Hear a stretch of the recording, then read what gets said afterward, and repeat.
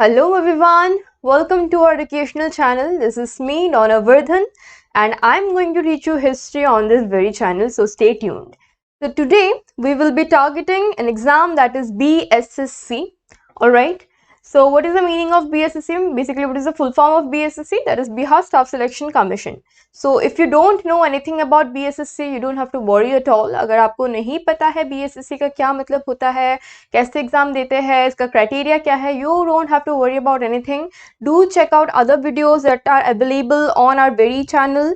Okay वहाँ पे सब कुछ दिया हुआ है, क्राइटेरिया, सिलेबस वगैरह, स्ट्रैटेजी आप सब देख सकते हो एंड डेफिनेटली ये एग्जाम क्लियर कर सकते हो. सो BSSC का GS पार्ट जो होता है, दैट इज जनरल स्टडीज, उसमें मैं history and art and culture cover करूंगी. Now before starting I will give you a syllabus overview, okay, जिससे आपके लिए समझना बहुत इजी हो जाएगा कि हमारे इस एग्ज़ाम में क्या क्या हिस्ट्री से आने वाला है, कौन से पे हम ज़्यादा एम्फेसिस करेंगे, ज़्यादा फोकस करेंगे. Okay, and also syllabus overview से हमें ये पता चल जाएगा कि नोट मेकिंग हमें कैसे करना है, एंड आपको एक क्रोनोलॉजी भी समझ आ जाएगी. क्रोनोलॉजी मतलब किसके बाद क्या आता है, वैसे क्रोनोलॉजी आपको समझ आ जाएगी. Okay, so very important thing I want to tell you is that please whatever I say, along with that, start making notes. Okay, running notes. Pause the video if needed. अगर आपको लगता है मैं बहुत स्पीड में बोल रही हूँ, pause the video, note it down, jot it down in your copy, and it will be very useful to you. And I will make sure कि मैं जो आपको पढ़ाऊँ काफ़ी MCQ related पढ़ाऊँ, ना कि काफ़ी डिस्क्रिप्टिव वे में पढ़ाऊँ, जिससे आपके लिए एग्जाम में क्वेश्चंस अटेम्प्ट करना काफ़ी ईजी हो जाएगा. Okay, so what I will teach you is that my main concern will be Indian history, because world history से questions ना के बराबर आता है, तो syllabus को complete करना बहुत important है. world history अगर ऐसे आता तो नहीं है BSSC में, SSC, CHSL, CGL में थोड़े बहुत आते हैं, बट BSSC में इतना नहीं आता. सो वर्ल्ड इंडियन हिस्ट्री में हम फोकस करेंगे और उसके साथ आर्ट एंड कल्चर में भी हम फोकस करेंगे, which is also a part of Indian history as well. Okay, तो इंडियन हिस्ट्री में हम फोकस करेंगे ancient Indian history, medieval Indian history, modern Indian history and some random topics, that is important dates, foreign travellers, battles etcetera. So important dates जैसे first battle of Panipat and Carnatic wars, then battle of Plassey and other Anglo Mysore war, ये सब कब हुआ था, कौन से time पे हुआ था, कौन कौन इन्वॉल्व था, ये सब हम पढ़ेंगे. रीज़न क्या था, मोटिव क्या था वॉर के behind. Okay, then foreign travellers. Now it's very important, foreign travellers पे क्वेश्चंस आ सकते हैं. कौन कौन फॉरेन ट्रैवलर्स आए थे हमारे इंडिया में, कहाँ से आए थे, उनका नाम क्या था, कौन से टाइम पीरियड में आए थे. सो जैसे हुएन सांग एक चाइनीज ट्रैवलर है, मार्को पोलो, फिर इबन बतूता, नॉट उड़ गया तोता, ओनली इबन बतूता. सो वो सब पे हम फोकस करेंगे. ओके, इंपॉर्टेंट बैटल्स, ये सब वगैरह, जैसे मैंने आपको बताया इंपॉर्टेंट बैटल्स. इंपॉर्टेंट डेट्स में आपको साइमन कमीशन कब हुआ था, क्या हुआ था. इंपॉर्टेंट बैटल्स में मैंने आपको बताया क्या क्या बैटल्स हुआ था. ऑल्सो रिवॉल्ट्स पे भी हम फोकस करेंगे, जैसे काफ़ी सारे रिवॉल्ट्स हुए हैं मॉडर्न इंडियन हिस्ट्री में, right. And art and culture में हम आर्किटेक्चर पे भी फोकस करेंगे, म्यूजिक, आर्ट एंड डांसेस पे फोकस करेंगे, जिससे प्रोबेबल क्वेश्चंस बन सकते हैं.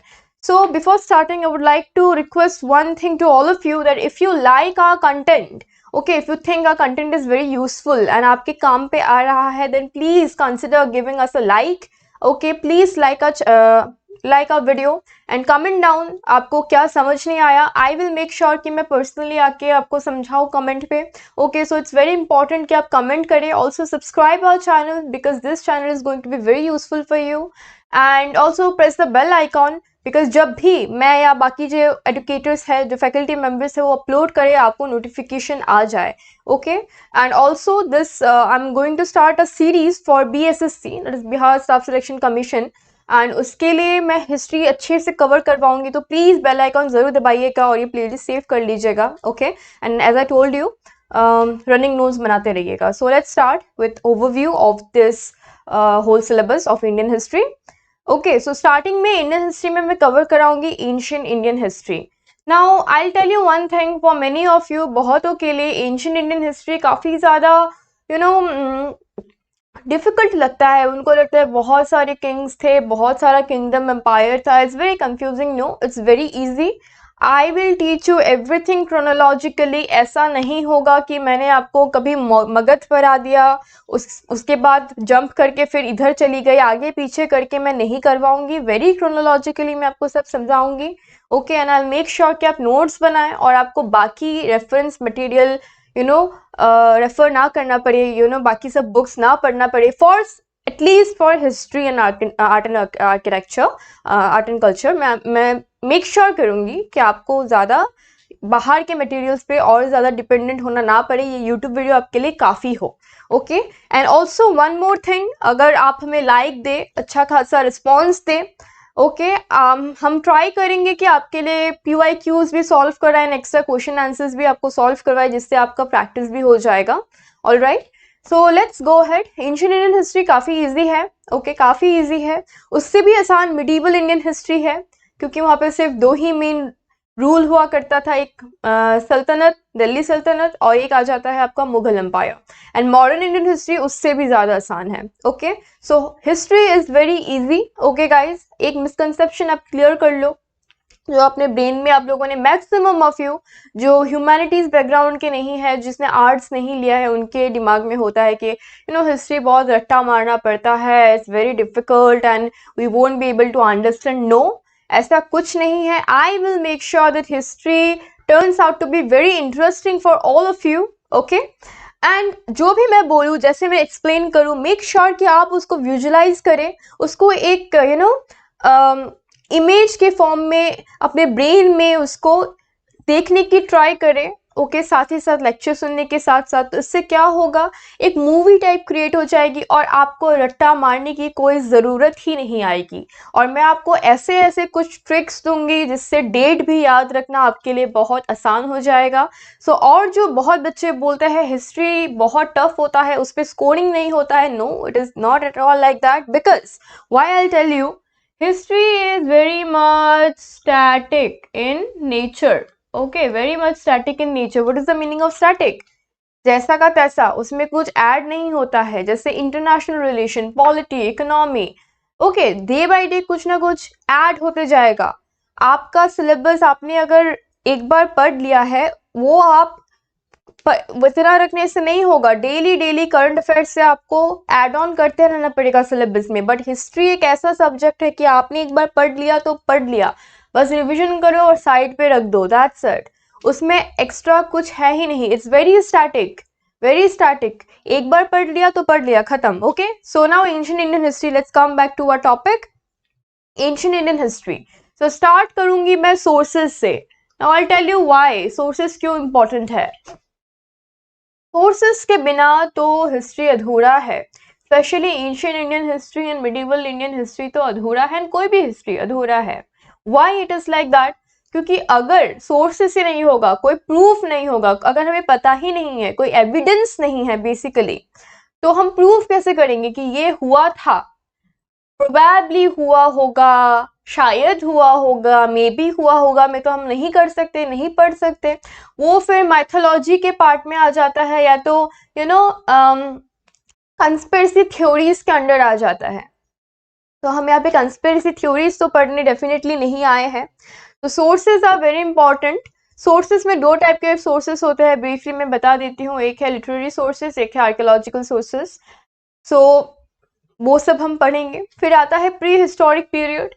प्री हिस्टोरिक पीरियड एक ऐसा पीरियड है जहाँ पे सोर्सेस में से सिर्फ आर्कियोलॉजिकल सोर्सेस ही मिले हैं, रिटन सोर्सेस अवेलेबल नहीं है, बिकॉज उस टाइम में जो लोग थे, जो इंसान थे, उनको लिखना या हिस्ट्री प्रिजर्व करना उनके ब्रेन में था ही नहीं। उनको खाना पीना, हंटिंग, सोना, बस यही आता था।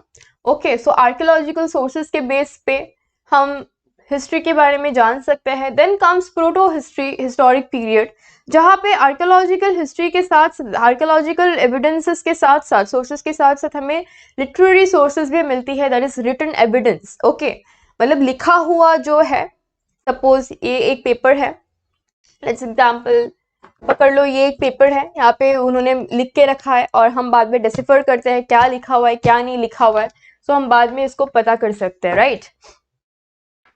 इंडस वैली सिविलाइजेशन फिर आएगा 2700 से 1750 BC. Now one more thing I would like to point out is that बहुत आपके जगह में, बहुत बुक्स में, इवन इन क्लास 6 एनसीईआरटी, अगर आप PS state public service commission या आप यूपीएससी के लिए प्रिपेयर कर रहे हैं, तो वहाँ पे आप देखोगे कि 3700 से दिया हुआ है, बीसी से दिया हुआ है इंडस वैली सिविलाइजेशन. बट मैंने यहाँ पे क्यों 2700 बीसी टू 1750 बीसी लिख के रखा है? The reason is Indus Valley civilization is divided into two parts. That is early Indus Valley civilization and later mature Indus Valley civilization. Okay, Indus Valley civilization को Harappan civilization भी कहा जाता है. So don't get confused. Indus Valley civilization, Harappan civilization बिल्कुल same है. तो जो early Harappa है और मैच्योर हड़प्पा है, तो मैच्योर हड़प्पा का जो टाइम पीरियड है वो है 2700 to 1750 BC. Okay, and early Harappa जो है वो 3700 बीसी से स्टार्ट होता है. That is 4700 years ago. So what happens in early Harappan civilization is that वो ज़्यादा एडवांस नहीं है as compare to the mature Harappa या mature Indus valley civilization. Advance नहीं है for what I mean by that is उनका drainage system अच्छा नहीं है, उनका घर सुंदर नहीं है, उनका रोड्स अच्छे नहीं है, बड़े बड़े इम्प्रेसिव स्ट्रक्चर्स नहीं है. लेकिन जैसे मेच्योर हड़प्पन आता है, वो टाइम पीरियड आता है, मेच्योर क्यों लिखा गया है हड़प्पन के आगे? बिकॉज उनका जो स्ट्रक्चर है वो मैसिव स्ट्रक्चर वो बनाने लग जाता है, बड़े बड़े buildings, roads, infrastructure, drainage system, very impressive, so इसलिए वो डिफरेंस है. तो आप कंफ्यूज मत होइएगा, इसको मैं बहुत अच्छे से समझाऊंगी. And Indus valley civilization is one of my most favourite topic. Okay, one of my most favourite topic, and मैं मेक श्योर करूंगी आपका भी फेवरेट बन जाए. ईजी भी है काफ़ी ज़्यादा. उसमें मैं मेक श्योर करूंगी कि आपको स्पेशली आर्किटेक्चर पे ज़्यादा फोकस करूं, बिकॉज वो इसी से क्वेश्चन आता है एंड रिलीजन पे क्वेश्चन आता है. Okay, then we will go to Vedic period. Vedic period में early Vedic period that starts from 1500 to 1000 BC. Okay, early Vedic period में आपका आ जाता है ऋग्वेदा. बहुतों ने सुना होगा नाम ऋग्वेदा का. If not it's okay, I will make you explain. And then later Vedic period में बाकी के 3 वेदा आ जाता है, सम, यजुर्वेद. ओके, एंड उसमें 1000 से 600 बीसी के अंदर वो 3 वेद आ जाता है. एंड बाकी के उपनिषद्स के बारे में भी हम पढ़ेंगे वैदिक लिटरेचर के अंदर. वैदिक पीरियड का society, geography, economy, lifestyle, polity, religion पे हम बहुत ज़्यादा फोकस करेंगे. और वो इंडस वैली सिविलाइजेशन से कैसे अलग है उस पर भी फोकस करेंगे. उस पर भी आपको डिटेल नोट्स मिलेगा. आप पीपीटी को कॉपी कर लीजिए, आप कॉपी लीजिए, एक कॉपी लीजिए, लूज शीट लीजिए, उस पर आप क्रोनोलॉजिकली लिखते रहिए. और साइड में ऐसा एक बॉक्स बना लीजिए, जैसे मैं बना रही हूँ, ऐसा एक टिक बॉक्स स्टेप बना लीजिए. जैसे वो टॉपिक खत्म होता है, give it a tick and revise it, and I make sure कि आपका उससे मार्क्स डेफिनेटली आ जाए एंड आप एक्सेल करें, स्पेशली हिस्ट्री पार्ट में. Okay, then we will move toward Vedic literature, as I told you. Then Buddhism, Jainism, it's one of the most important topic. आप 12th boards का exam बात कर लीजिए, UPSC का बात कर लीजिए, state public service commission, SSC, CGL, कोई भी एग्जाम, बुद्धिज्म या जैनिज्म में क्वेश्चन आएगा ही आएगा. इफ नॉट जैनिज्म, बुद्धिज्म में क्वेश्चन डेफिनेटली आता है. बुद्धिज्म एंड जैनिज्म बहुत कंटेम्पररी था एक दूसरे के. ओके, एंड 563 बीसी में बुद्धिज्म का बहुत फेमस हुए, और जैनिज्म का 514 बीसी के अराउंड, 40 बीसी के अराउंड फेमस हुआ. एंड कंटेम्पररी वो लोग जा रहे थे, एंड क्या है उनका आइडियोलॉजी, क्या है उनके रूल्स, क्या है, इनके बारे में हम पढ़ेंगे. ओके, महावीरा एंड बुद्धा के बारे में भी हम बहुत एम्फेसिस देंगे, because they are important person. Okay, in ancient Indian history. Then Mahajanapadas के बारे में पढ़ेंगे. What are Mahajanapadas? जनपदास से महाजनपदास कैसे डिफरेंट है उसके बारे में हम पढ़ेंगे. नाउ महाजनपदा के अंदर मोस्ट इम्पॉर्टेंट महाजनपदा था Magadh. Magadh was the most important Mahajanapada. Okay, so Magadh में आपका ऐसा बहुत बच्चों को लगता है मगध में ओनली मौर्यान्स थे। मौर्यास ओनली नहीं थे, मौर्यास के पहले भी काफ़ी ज़्यादा डायनेस्टीज थे छोटे छोटे एंड इम्पैक्टफुल, उन्होंने भी बहुत कुछ किया है। मगध एम्पायर में सबसे पहले आपका आता है हर्यांका dynasty, that is 546 to 440 BC, then Shishunga dynasty 412 to 344 BC and then Nanda dynasty from 344 to 323 BC। तो ये लोग कैसे क्या इम्पैक्ट डालते हैं, क्या क्या उन लोगों ने करा है, किसको हरा के कौन आया है, कौन सक्सेसर था, इसके बारे में हम पढ़ेंगे। मे बी क्वेश्चन आ सकता है, may be not, I don't know. Then number 10 topic है आपका Mauryan empire. Now Mauryan empire is from 322 to 1805, that is 185 BC. The Mauryan Empire is very interesting. Okay, Chandragupta Maurya कैसे आता है? कौटिल्य या आप कौटिल्य जो थे, ओके, जिन्होंने अर्थशास्त्र लिखा था, उन्होंने क्या यहाँ पे एड ऑन करा, कैसे उन्होंने हेल्प करा चंद्रगुप्त मौर्य को। फिर अशोका थे, वो बहुत ज़्यादा फेमस रूलर थे मौर्यन एम्पायर के, तो इसके ऊपर हम पढ़ेंगे। कौटिल्य के अलग अलग नाम भी थे, उस पर भी हम कंफ्यूज नहीं होंगे, इसके ऊपर हम पढ़ेंगे। लेटर मौर्यास के ऊपर हम पढ़ेंगे कि जैसे ही मौर्यन एम्पायर खत्म हो जाता है उसके बाद कौन आता है, उनको हरा के डिफीट करके कौन रूलर आता है। शुंगा, पुष्यमित्र शुंगा के बारे में पढ़ेंगे। Shunga dynasty 1805, that is 185 to 73 BC, then Kanvas, Satavahanas and Chedi dynasty. Chedi dynasty के बारे में आपको बहुत कम यूट्यूब में मिलेगा, ओके, बहुत कम लोग कवर करते हैं, बट इस चैनल में हम ये भी कवर करने वाले हैं। ऑलराइट, क्यों कवर करने वाले हैं? बिकॉज वी वांट कि हम आपको सब पढ़ा दे एक ही जगह में, जिससे आपको अलग अलग जगह में प्लेटफॉर्म में जाके ढूंढने की ज़रूरत ना पड़े और आपको एक ही जगह में सारे नॉलेज मिल जाए। So for that please consider me giving a like, okay, give me a like, comment down below, कुछ और ऐड करना हो, कोई और सीरीज स्टार्ट करना हो, ओके। अगर ये बहुत अच्छे से आप रिस्पॉन्स दोगे तो हम अलग अलग सीरीज भी लाएंगे, please make sure that, okay. Then again we will start with foreign successors. Number 12 is foreign successors. Okay. Now what are foreign successors? कौन था? सिर्फ इंडिया में तो रूलर्स थे ही। इंडिया में ये पूरा इंडिया का मैप हो गया, तो इंडिया में इधर कोई, नॉर्थ वेस्ट में कोई, नॉर्थ ईस्ट में कोई, डेक्कन में कोई, मिडिल में कोई, तो ऐसा ऐसा तो था। लेकिन इंडिया इतना रिच था, अभी भी है, ऑफ कोर्स अभी भी है, इतना रिच है, उसका इकोनॉमी, उसका कल्चर, रॉ मटेरियल्स इतना ज़्यादा अट्रैक्टिव एंड रिच है कि बाहर से भी रूलर्स आए, इन्वेडर्स आए और उन्होंने हमारे इंडिया को रूल करा एंशिएंट इंडियन हिस्ट्री में, that is Indo Greek, Shakas, Parthians and Kushanas. इसके बारे में हम पढ़ेंगे। Then comes the Gupta empire. After Mauryan empire अगर कोई बहुत इम्पैक्टफुल एंड ह्यूज एम्पायर है वो है गुप्ता एम्पायर।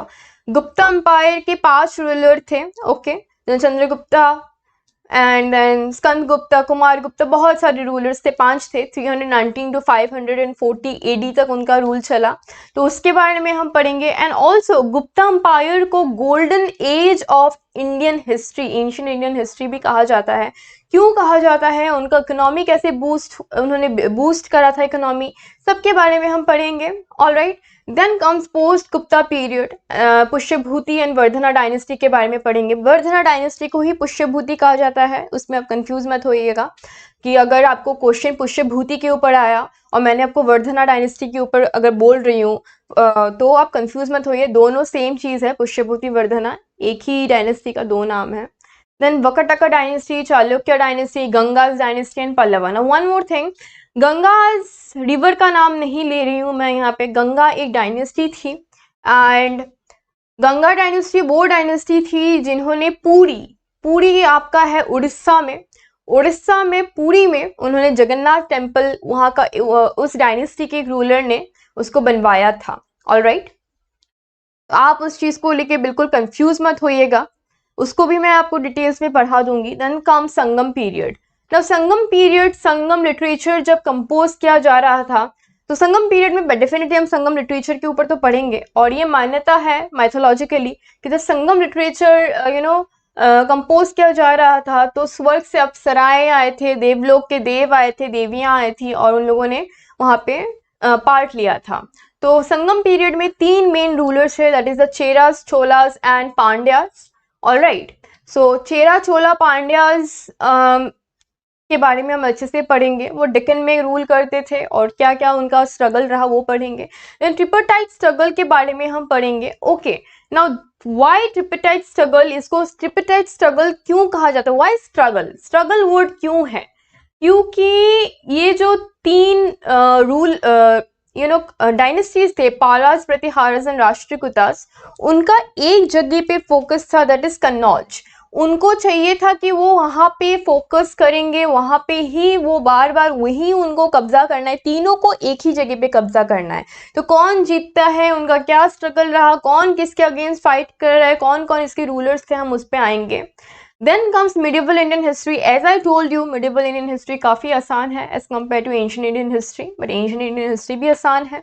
नाउ इसमें 2 मेन रूल रहे हैं, एक है दिल्ली सल्तनत, एक है Mughal empire. Now one more thing I would like to note down here, I would like to point you out here is that सल्तनत को बहुत बार लोग सुल्तानेत बोलते हैं। इसको सुल्तानेत नहीं बोलते हैं, इसको सल्तनत बोलते हैं। ओके, सल्तनत, दिल्ली सल्तनत। ओके, तो हम मिडिवल इंडियन हिस्ट्री में फर्स्ट देखेंगे कैसे मुस्लिम इन्वेजन आया। इंडिया में मुस्लिम पहले तो नहीं थे, तो कहाँ से वो आए, ठीक है, नॉर्थ वेस्ट से कहाँ से इन्वेड करके वो आए, मुस्लिम इन्वेजन के बारे में हम पढ़ेंगे। देन दिल्ली सल्तनत कब तक चला, 1206 से लेके 1526 AD, that is late middle 16th century तक चला। तो उसमें कौन से डायनेस्टीज थे, that is slave dynasty, Khilji dynasty, Tughlaq dynasty, Sayyid dynasty, Lodhi dynasty, इसके सब के बारे में पढ़ेंगे।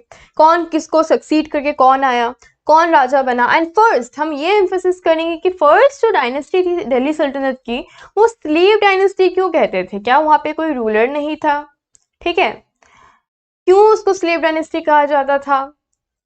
ऐसा तो है नहीं कि कोई रूलर नहीं है और सिर्फ स्लेव मिलके रूल कर रहे हैं, ऐसा कुछ नहीं है।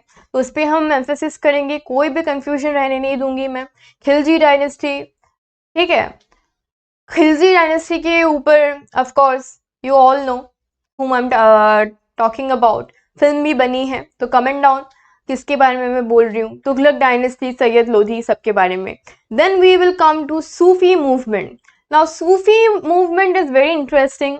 हम सूफी मूवमेंट इतना इंटरेस्टिंग है, वहाँ पे क्या हुआ, कैसे वो जो कंजर्वेटिव ऑर्थोडॉक्स मुस्लिम प्रैक्टिसेस से सूफी मूवमेंट अलग है, ठीक है, ये सब के बारे में हम पढ़ेंगे। और सूफी मूवमेंट के साथ साथ भक्ति मूवमेंट का भी एमर्ज होने लगा, उसका भी स्टार्ट होने लगा, बीज पनपने लगा। कैसे क्या हुआ, भक्ति मूवमेंट में हम किसको पूजते थे, कौन से गॉड या गॉडेसेस का ज़्यादा इम्पोर्टेंस था, उसके बारे में हम पढ़ेंगे। ओके, देन कम्स आपका kingdom of south. Now north west या उसमें तो चल रहा था, साउथ में आपका था Vijayanagara empire, Bahmani kingdom and other kingdoms as well. So Vijayanagar Empire is one of the most famous empire of medieval Indian history, except the Muslim rulers के तो थे important, but beside that Vijayanagar Empire इतना famous था जिसपे कैसे मैं बताऊँ, आपने नाम नहीं सुना होगा, जो 1336 से 1565 AD तक उन्होंने रूल किया। सबसे इम्पोर्टेंट रूलर था वहाँ के जो सबसे इम्पोर्टेंट रूलर थे इस एम्पायर के, वो थे कृष्णदेवराया। तो कृष्णदेवराया के ऊपर हम डिटेल में पढ़ेंगे, उन्होंने क्या क्या किया, उनका क्या स्ट्रैटेजीज रही। एंड सबसे इम्पोर्टेंट कोर्टिशियन थे, मतलब कोर्ट में जो रहते थे मंत्री थे, वो थे Tenali Rama. Now all of you, I am very sure Tenali Rama के बारे में आपने कभी ना कभी सुना ही होगा, और अगर आपने नहीं सुना तो आई डोंट नो क्या सुना आपने। तो अगर नहीं सुना तो भी कमेंट डाउन करो, और सुना है तो भी कमेंट डाउन करो। अगर आपने वो सीरियल्स देखी है तेनाली रामा की तो प्लीज़ कमेंट डाउन कीजिएगा। Okay, so I get to know कि किसने देखा है किसने नहीं देखा है, और मुझे पता चलेगा कि तेनाली रामा के बारे में भी आपको कोई कहानी सुनानी है कि नहीं बाद में। Okay, and we will make this class interesting. Then Bahmani kingdom, ये तो अपने में ही लड़ते मरते रहते थे, तो बहामनी किंगडम के ऊपर भी हम पढ़ेंगे 1347 से 1527 AD। एंड छोटे मोटे और भी किंगडम्स थे, जैसे मालवा, मेवाड़, बेंगल, ठीक है, आमेर वगैरह हो जाता है, उसके बारे में भी हम पढ़ेंगे। Then comes Mughal dynasty from 1526 to 1857-80. The Mughal dynasty काफी ज्यादा ही impressive है, क्योंकि उनका फर्स्ट रूलर है बाबर, हुमायूं, अकबर एंड शाहजहां, औरंगजेब, इन सब के बारे में पढ़ेंगे। लास्ट जो सबसे इम्पोर्टेंट रूलर थे वो औरंगजेब थे, और उसके बाद लेटर मुगल्स का स्टार्ट हो जाता है। तो उन लोग क्या करते थे, ऑल्सो उनका बायोग्राफी और ऑटोबायोग्राफी के बारे में भी हम पढ़ेंगे, जैसे बाबर का हो गया बाबरनामा, हुमायूंनामा, ओके, ये सब के बारे में पढ़ेंगे। उन्होंने क्या क्या रूल लगाया था, क्या क्या टैक्सेस लगाए थे, ऑल्सो उनके टाइम पे कौन से फॉरेन ट्रैवलर्स थे, और क्या क्या बिल्डिंग्स लगाया था, इस पे भी हम फोकस करेंगे। Then comes later Mughals. Later Mughals not at all important, हम बस देख लेंगे कौन क्या रूलर थे, उन्होंने क्या कुछ इम्पोर्टेंट किया है, वैसे तो कुछ क्या नहीं है, क्यों नहीं किया आपको शॉर्टली समझा देती हूँ। लेटर मुगल्स औरंगजेब के बाद जो थे वो अयाश थे, एक नंबर के, खाते थे, पीते थे, डांस करते थे, पार्टी करते थे, पैसा उड़ाते थे, पड़े रहते थे नशे में। उन्होंने कुछ खास उखाड़ा नहीं, तो उनके बारे में क्या कुछ पढ़ना नहीं, फिर भी थोड़ा बहुत एम्फेसिस कर लेंगे, बाय चांस अगर कोई क्वेश्चन आ गया तो छूटना नहीं चाहिए। Then as I told you, Mughal administration, not talking about later Mughals but Babur से औरंगजेब तक उनका जो एडमिनिस्ट्रेशन रहा है उसको हम एम्फेसिस करेंगे, उसके बारे में पढ़ेंगे, क्योंकि वो काफ़ी इंटरेस्टिंग है। उन्होंने कैसे इतने बड़े सब कॉन्टिनेंट को रूल करा, नॉट फुल्ली, साउथ में तो अलग थे एंड मराठास भी थे थोड़े बहुत डिकन साइड में, लेकिन मराठास ऊपर थे। लेकिन उन्होंने इतने बड़े पार्ट को, इंडिया को, कैसे उन लोगों ने संभाला इतने टाइम तक, तो उसके बारे में हमें पढ़ना बहुत इंपॉर्टेंट है। And then we will talk about Maratha. Maratha बहुत इंपॉर्टेंट है बिकॉज छत्रपति शिवाजी ने, देन पेशवा बाजीराव, उन्होंने कैसे कैसे लड़के, उन्होंने कैसे इंडिया को बचा के रखा, उन्होंने अपने टेरिटरी को बचा के रखा, उन्होंने क्या वॉर टैक्टिक्स लगाई, उसके बारे में हम पढ़ेंगे। कौन से इंपॉर्टेंट रूलर्स थे मराठास के अंदर, उसके ऊपर पढ़ेंगे, okay. It will be very interesting topic, I tell you. And then comes 15 number topic, that is Sikhism. Sikhism कैसे ये सिखिज्म स्टार्ट हुआ, ओके, ये धर्म कैसे स्टार्ट हुई। गुरु गोबिंद सिंह के बारे में पढ़ेंगे, किसने लंगर का फर्स्ट, कौन से गुरु ने फर्स्ट लंगर का इंट्रोड्यूस करा। फिर हम अलग अलग चीज़ पढ़ेंगे, गुरुमुखी स्क्रिप्ट कौन से गुरु ने स्टार्ट करा, ये सब के बारे में हम पढ़ेंगे। लास्ट गुरु कौन थे, नेम्स काफ़ी कंफ्यूजिंग हो सकते हैं आप सबके लिए, उसको हम अच्छे से, मैं एक चार्ट बना के समझाऊंगी जिससे कोई कंफ्यूजन ना रहे। Then comes modern Indian history. Okay, so then comes modern Indian history. As I told you earlier as well, कि ancient and medieval से आसान है modern Indian history. Modern Indian history में बहुत कुछ होता है, बहुत सारे इंसिडेंट्स होते हैं, लेकिन काफ़ी क्रोनोलॉजी वे में मैं आपको समझाऊंगी, क्रोनोलॉजिकल वे में, सो आपको कोई प्रॉब्लम नहीं होगी इससे, ओके। सो आसान है, डेट्स वगैरह को लेके आप टेंशन मत लो, मैं आपको ट्रिक्स दूंगी, आप याद कर लोगे। सो फर्स्ट हम मॉडर्न इंडियन हिस्ट्री में क्या पढ़ने वाले हैं, kingdoms emerged after the downfall of Mughal dynasty. So क्या क्या किंगडम्स पनपे, ओके। मुगल डायनेस्टी का तो बर्बाद होना लिखा ही था, क्यों लिखा था, बिकॉज ऑफकोर्स ये अयाश थे, इसमें उसमें डूबे हुए थे, पैसे उड़ाते थे, कुछ उनको था नहीं, रेवेन्यू का टेंशन पूर्वजों ने कमा के गए हैं, जमा करके गए, तो वही उड़ा रहे हैं, तो उनका तो सत्यानाश होना ही था। तो उनका सत्यानाश होने के बाद कौन से किंगडम्स पनपे, जैसे आपके हैदराबाद, नवाब ऑफ हैदराबाद, ये सब, नवाब ऑफ बेंगल, इनका स्टार्ट हुआ, उन्होंने एक एक अपना छोटे छोटे प्रोविंसेस पे रूल करना स्टार्ट करा, उनके बारे में हम पढ़ेंगे। फिर आ गए ये यूरोपियंस, नाउ ये बदमाश आ गए इंडिया में, तो सिर्फ हमें लगता है कि ये ब्रिटिश ही आए हैं, ब्रिटिशर्स ही आए हैं, no, it's not like that, not only the British but also अलग जो थे यूरोपियन नेशंस के जो अलग अलग कंट्री थे, वो लोग भी आए थे, कंट्री के लोग थे वो इंडिया में आए थे। क्यों आए थे, बिकॉज इंडिया काफ़ी ज़्यादा रिच था, उसको सोने की चिड़िया कहा जाता था, उनका इकोनॉमी इतना ज़्यादा अच्छा था, तो वो देख के लालच में आ गए। Portuguese, Dutch, British, Danish, French सब आए। उसके बाद क्या हुआ, इनके बीच में लड़ाई स्टार्ट हो गई कि इंडिया में ट्रेड एंड कब्जा रूल कौन करेगा। तो सबसे जो शैतान थे वो ब्रिटिश थे, उन्होंने सबको कुछ ट्रिक्स के द्वारा, कुछ मैनिपुलेशन के द्वारा, फाइट्स के थ्रू सबको हराया। So battles fought between Europeans and Indian rulers के बारे में भी हम पढ़ेंगे, जैसे कर्नाटिक वॉर्स हो गया, battle of Plassey, Anglo Maratha war, Anglo Mysore war etcetera, ये सब के बारे में हम सब कुछ अच्छे से पढ़ेंगे।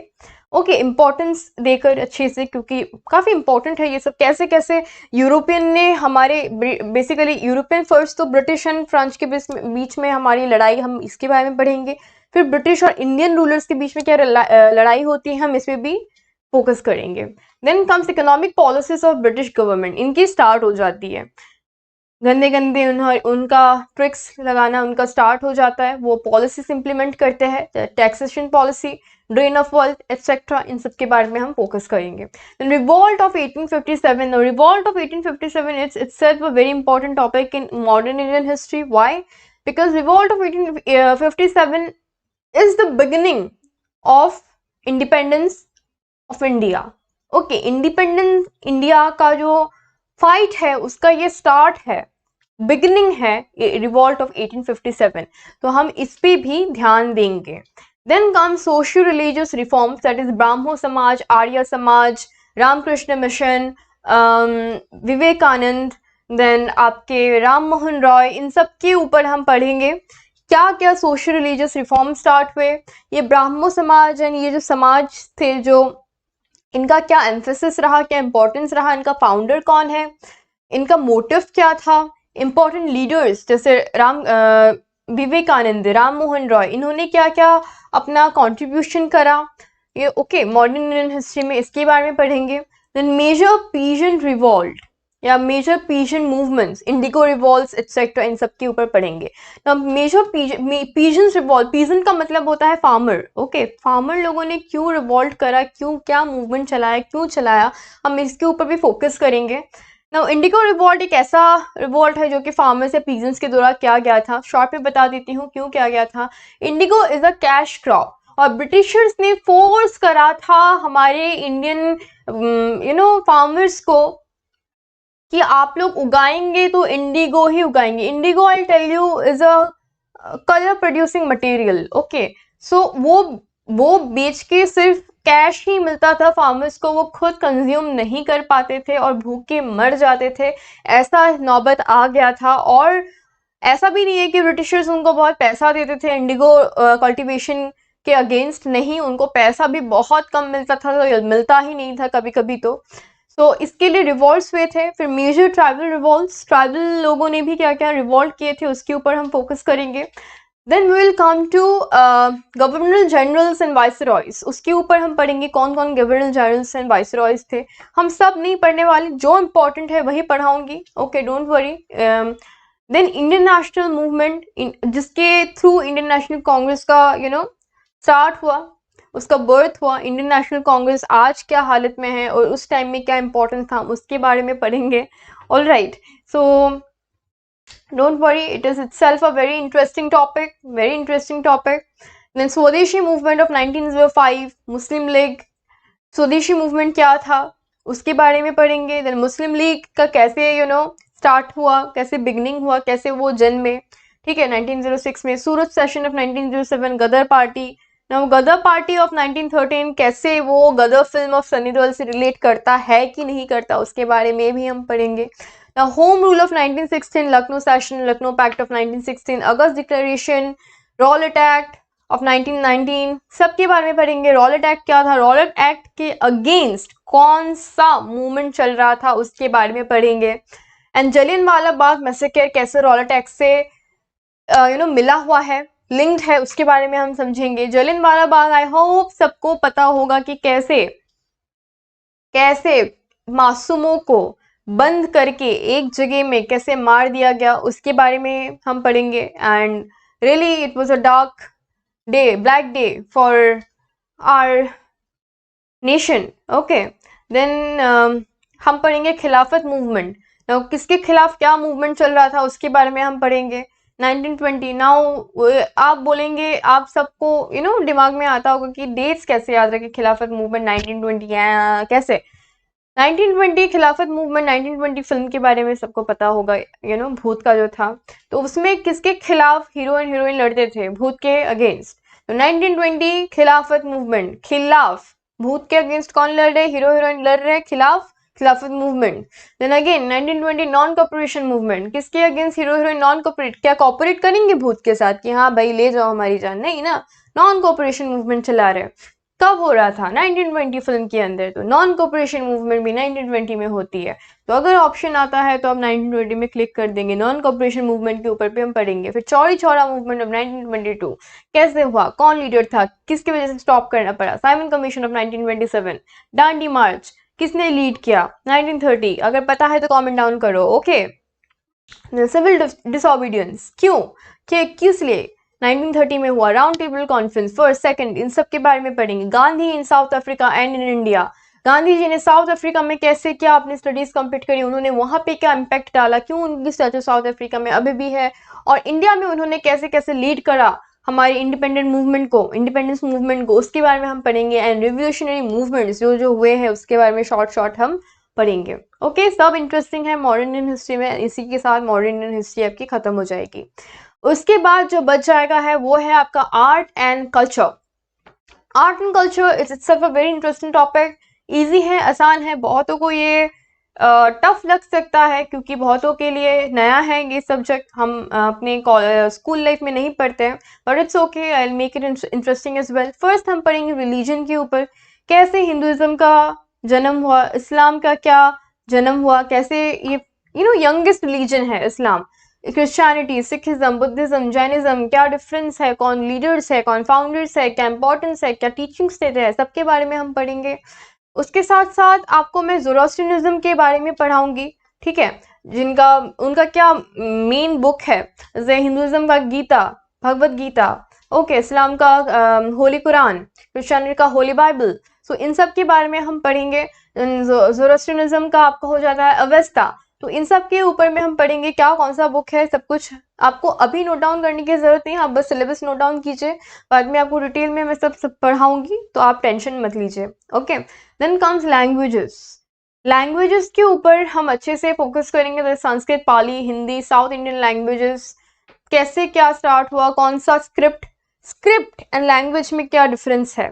जैसे हिंदी, हिंदी तो एक लैंग्वेज है बट स्क्रिप्ट कौन सी फॉलो करती है, Devanagari script. Okay, Devanagari script, Hindi, कैसे क्या डिफरेंस है लैंग्वेज एंड स्क्रिप्ट में, उसके बारे में आपको समझाऊंगी। साउथ इंडियन लैंग्वेज के ऊपर मैं पढ़ाऊंगी, मलयालम, कन्नडा, तमिल, तेलुगु, ये सब के ऊपर। ओके, कैसे क्या इमर्ज हुआ, क्या इंपॉर्टेंट बुक्स है, literature, Sanskrit, Bengali, Punjabi, Indian literature in English language, ये सब के ऊपर पढ़ाऊंगी, ऑथर कौन थे।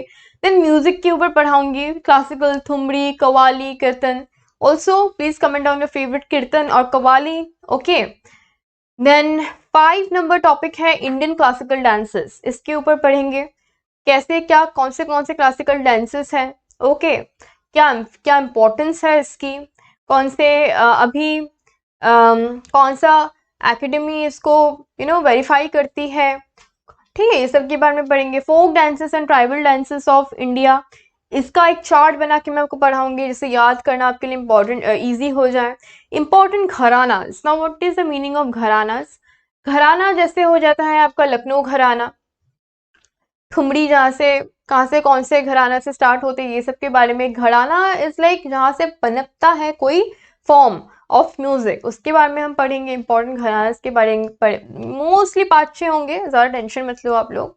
Important forms of Hindustani classical music, इसके ऊपर भी पढ़ेंगे, it's very important. then comes then comes ancient architecture, medieval architecture and modern architecture.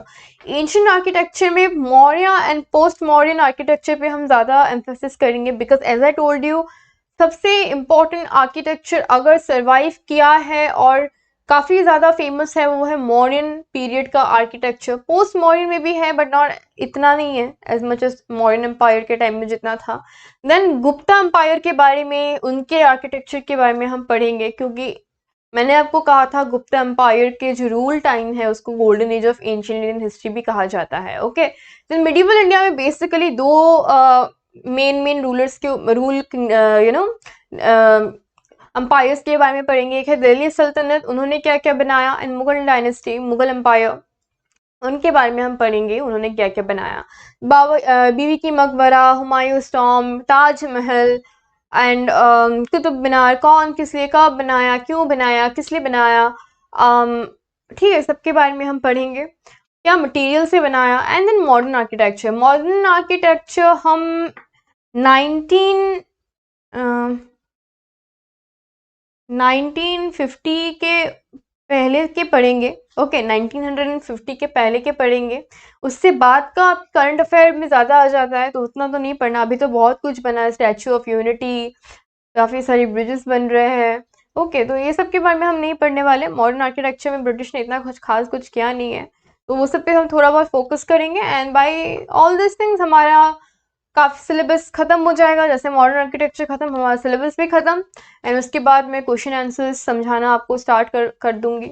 Okay so if you think कि ये जो मैंने आपको जितना भी सिलेबस बताया क्रोनोलॉजिकल वे में, ये आपको हेल्प करने वाला है, ये आपके लिए काफ़ी हेल्पफुल रहेगा आपकी BSSC के प्रिपरेशन में, then please consider giving me a like on this very video so that मुझे मोटिवेशन मिले कि मैं और ज़्यादा वीडियोस बनाऊं।